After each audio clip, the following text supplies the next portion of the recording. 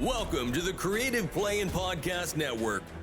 Join us as we share our favorite RPGs, one-shot games, tabletop games, reviews, and convention panels. Sit back and enjoy the show.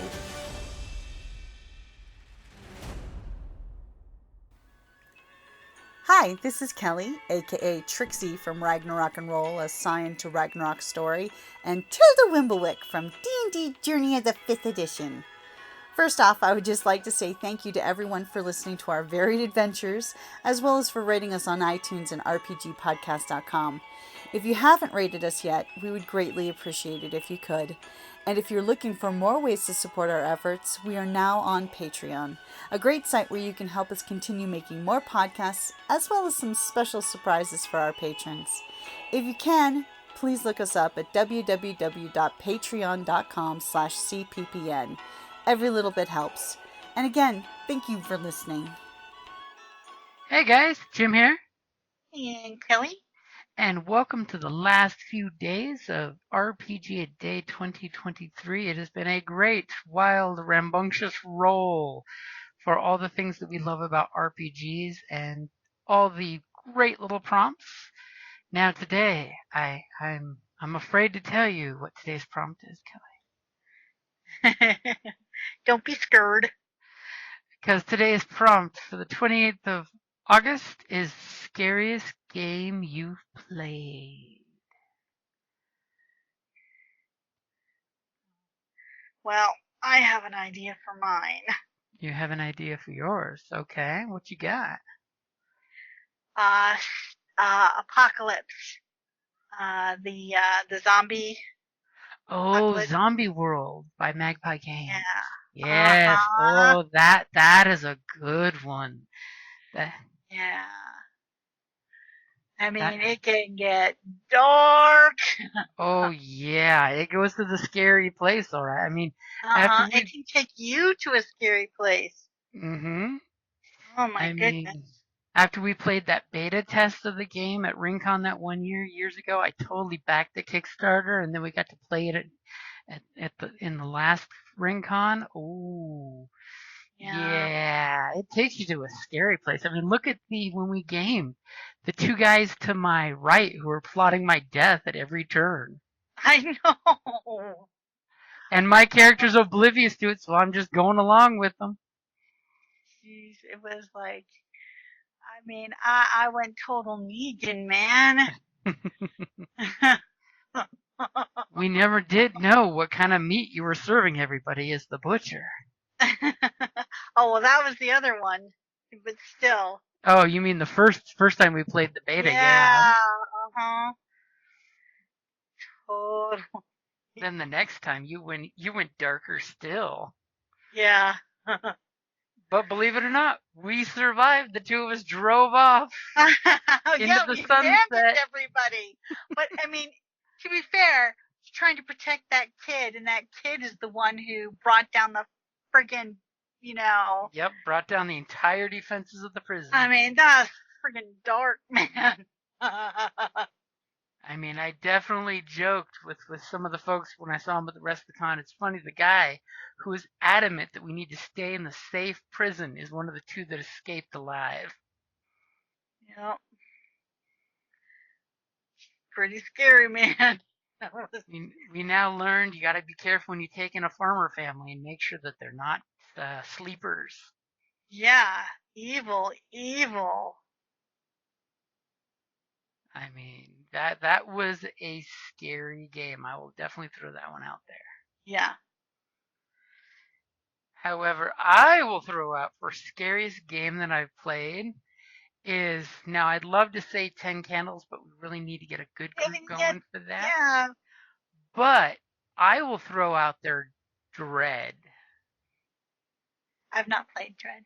You have not had the joy of playing Dread, but it's basically a very generic game mechanic where you make your characters. They have these great little character sheets, so you can knock a character out pretty quick.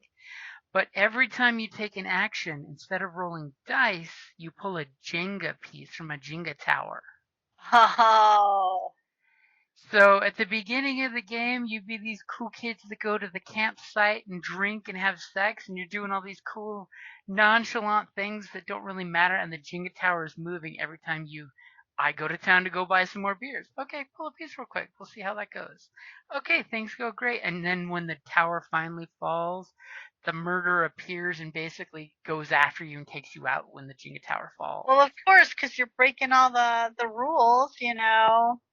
Mm-hmm. You go off alone, you're having sex, man, automatically, you know, you're up for elimination. You totally. And the nice thing is, as the game is going and you're going around the table taking turns, people are doing things, so they're continuously making it worse and worse until finally Wobblier and wobblier. until the one person finally realizes, oh my god, and then kabang. Or worse, part of the rules is if someone hits the table during your turn, it counts. So it becomes super dangerous where everyone's like standing, hovering over the table, making sure not to touch it at all during their turn or anybody else's, hopefully. I can just see adding alcohol to this game and see how quickly everybody dies. But and the beauty of it is if you die, usually the GM will like totally keep you in game in some way. Like there is a rule that if you die first, you can become the murderer.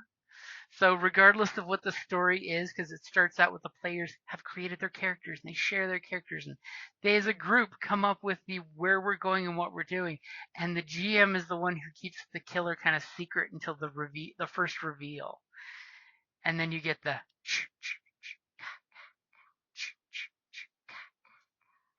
and you totally get to murder one of them horribly, and then totally say, "Would you like to have the character sheet for the villain?" Instead of Dread, should we just call it, you know, Camp Crystal Lake? Oh, because see, the nice thing is you could even play like Cabin in the Wood types games. What was that one with the pandemic instead of a monster? You could totally play that story too. What was it? Cabin in the Woods, right? Well, Cabin in the Woods was the there wasn't a pandemic. It was they choose which way they're gonna. Yeah, You there's know, of that course one. they bring out that creepy ass friggin' zombie Mermaid. family. Everybody wants to see the mermaid. I know. I mean, I have to appreciate the twist on that. You know, it was like, oh, this whole thing is, you know, they're making fun of all the slasher film tropes Mm-hmm. and stuff at the same time as having. So I have to give props to that. And they totally had the Scooby Squad. I mean, you gotta throw that out there. We know who was totally Shaggy in that movie. But But yeah. there was also that one horror movie where they did the flesh-eating virus instead of a monster. Okay, yeah, the water was contaminated. They did like a sequel to that too, but you could even do that type of game that when the Dread Tower falls, you have succumbed to the virus. So it has great potential. You could do an urban horror. So that's the nice thing with Dread is you pick any horror movie and you can do that. It could be a vampire instead of a yeah, I was gonna say it could be supernatural. It could be. Could be some kind of dream monster that attacks you in your dreams to embrace our classic 80s horror tropes. You know, I've never actually seen uh, any of the Freddy Krueger ones. You have not seen I've never seen Nightmare on Elm Johnny Street. Depp Any of them. in Friday the 13th?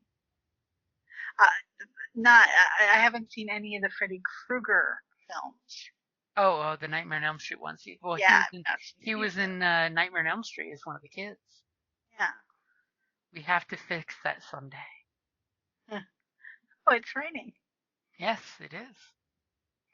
So now that the darkness and the rain is hitting, it is giving you the scariest ambiance. We will totally go with the Zombie World by Magpie Games, which is a great system because you can make your characters up in like 15, 30 minutes. You have your entire group, and the cards are and great. And it builds relationships between the characters. You instantly have a story within a half hour because you drop cards for the relationships between the players that are sitting at each other next to each other, and then the ones that pick somebody at the table who is not your relationship to have a relationship with.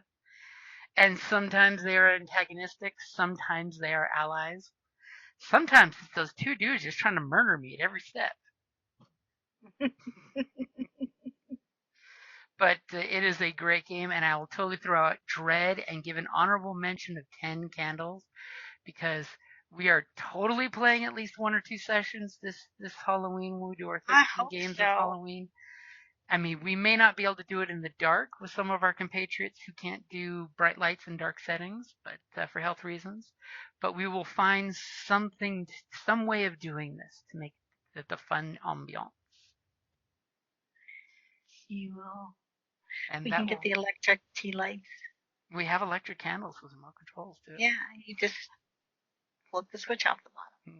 And if you ever get a chance to check out 10 Candles, totally check it out. It is a genre-free horror game that has this great survival and a seance feel to it because you're actually burning your character's traits as you use them. It's great. Totally check out 10 Candles.